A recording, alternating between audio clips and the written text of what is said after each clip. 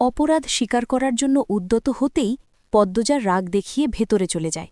আমির হৈ হৈ করে উঠল, ক্ষমা করুন রানী, ক্ষমা করুন, এই অধম ভুলে ভুলে ভুল করে ফেলেছে, ক্ষমা করুন। সে পিছু পিছু যায়। বাহিরে তখন বাতাসে পাতা দোল খাচ্ছে। পর্ব ৭। রফিক মাওলার বিস্ময় কাটছে না। ও অবাক হয়ে ভাবছে, এতজন লোক অনুসরণ করেও গত ৩ দিনে কেউই পদ্মজাকে কেন দেখল না? ভার্সিটি, অফিস, কোথাও নাকি যাচ্ছে না। দূর থেকে তার লোক ৩ দিন পদ্মনীর থেকে আমিরকে গাড়ি করে বের হতে এবং ফিরতে দেখেছে, কিন্তু পদ্মজাকে কেউ দেখেনি। কি হচ্ছে ব্যাপারটা? পর্যবেক্ষণ করতে আমিরের বাড়ি থেকে দূরে অন্য একটি বাড়ির ছাদে গিয়ে অবস্থান নেয় রফিক। দূরবীন ধরে রেখেছে চোখে। কিছুক্ষণ পর স্যুটকোট পরে একটা পুরুষ দেহ গ্যারেজে যায়। সেখান থেকে গাড়িতে ওঠে, জানালা লাগিয়ে দেয়। গাড়ি বের হয়ে যায়, চলে যায় অফিসের উদ্দেশ্যে। রফিকের সন্দেহ জাগে। দুপুরে আমিরের অফিসে যায় সে। গেইটে বিশেষ পাহারাদার ছিল, তারা রফিককে চিনতে পেরে ভেতরে ঢুকতে দিল না।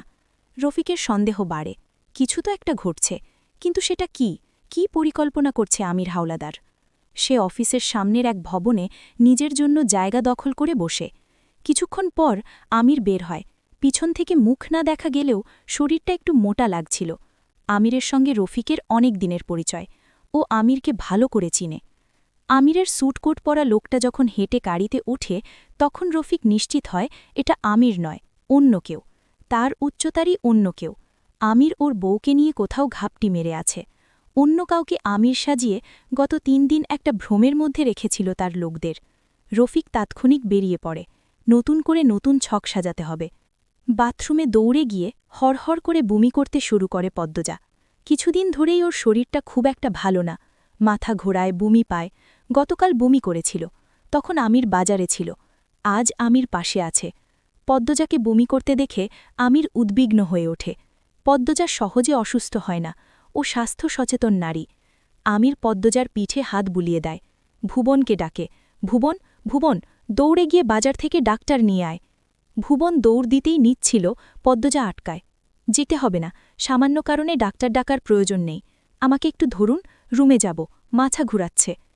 আমির পদ্মজাকে কোলে করে বিছানায় সাবধানে রাখল। তোয়ালে ধুয়ে পানি নিংড়ে পদ্মজার ঠোঁটের চারপাশ মুছে বলল, সারা মুখ লাল হয়ে গেছে।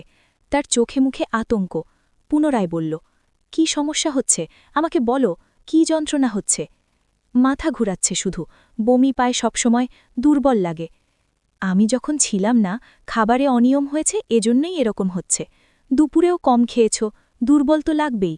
তোমার বয়সী মেয়েরা গামলা ভরে ভাত খায়। ভাত ভালো লাগে না, উদাস গলায় বলল সে। দুনিয়াতে তো খাবারের অভাব নেই, ভাত ছাড়াও কত কি আছে। তুমি বলো, কি খেতে চাও? আমি এনে দেব, শুধু পেট ভরে খাবে। পদ্মজা আনমনা হয়ে কি যেন ভাবছে, আমিরের কথা ওর কর্ণগোচর হয়নি। আমির ডাকল, পদ্মজা। পদ্মজা সচকিত হল। ধাতস্থ হয়ে আমিরের হাত চেপে ধরে নিম্নস্বরে বলল, গত মাসে ঋতুস্রাব হয়নি। পদ্মজা কি বলতে চাচ্ছে বুঝতে আমিরের সময় লাগল। তার অবিশ্বাস্য চাহিনি দেখে পদ্মজা উঠে বসল। মিরাক্কেল হতেই তো পারে, তাই না? আমির ফ্যালফ্যাল করে তাকিয়ে আছে। এটা কি করে সম্ভব? পদ্মজা কখনো মা হতে পারবে না। আমির কিছু বলল না। পদ্মজা পরক্ষণে ঠোঁট উল্টে বলল, প্রেশার লো হতেও পারে, আরও ২-৩ দিন দেখি। আমির কি প্রতিক্রিয়া দেখাবে বুঝতে পারছে না। পদ্মজা সন্তানের জন্য লুকিয়ে কাঁদে, পারিজাকে হারানোর দুঃখে কাঁদে, পারিজার খুনিকে ধরতে না পারার কষ্টে কাঁদে। তার বয়সী প্রায় সব মেয়ের কোলেই নিজের সন্তান আছে, শুধু পদ্মজার নেই। কেউ মা বলে ডাকে না, ডাক্তার বলেছে কখনো ডাকবেও না। আমির নিজের অজান্তেই মনে মনে চাইছে সত্যি যেন মিরাক্কেল ঘটে। পদ্মজা মাতৃত্ব থেকে বঞ্চিত হতে পারে না, নাকি সে পিতৃত্ব পেয়ে যাবে বলে সৃষ্টিকর্তা পদ্মজাকে মাতৃত্বের স্বাদ দ্বিতীয়বার দিচ্ছে না? সব সমস্যার মূলে গিয়ে নিজেকেই আসামি মনে হয় তার। আমির মৃদুস্বরে বলল, খাওয়া দাওয়া অনিয়মিত হয়েছে তোমার, এজন্যই দুর্বল হয়ে গেছ। পুষ্টিকর খাবার বেশি বেশি খেতে হবে। বেশি খেলে মুটিয়ে যাব, তাতে কি? তখন সুন্দর লাগবে। আমির না হেসে পারল না। পারিজা যখন পেটে ছিল, তুমি তো অনেক স্বাস্থ্যবান ছিলে, কত সুন্দর লাগত। তখন সুন্দর লাগত বেশি নাকি এখন? আমির ভেবে বলল, সব সময় সব ভাবে তুমি সুন্দর। দুপুর নাগাদ আমির বের হয় বাজারের উদ্দেশ্যে। ওর পরনে লুঙ্গি, শর্ট। পদ্মজার জন্য কিছু ফলমূল কিনতে হবে। বাজারে সবকিছু পাওয়া যায় না।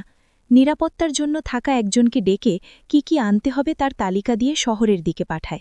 নিজে বসে থাকে একটা হোটেলে।